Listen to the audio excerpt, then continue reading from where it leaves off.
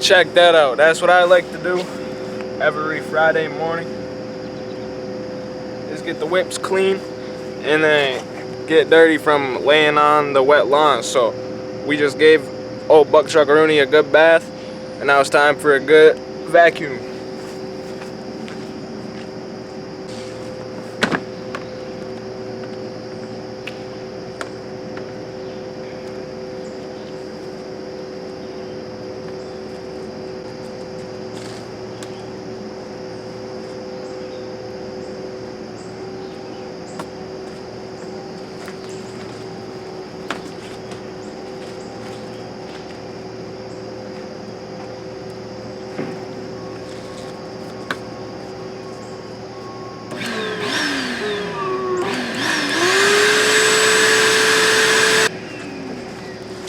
Alright, so I left the other door locked, so I'm gonna unlock that.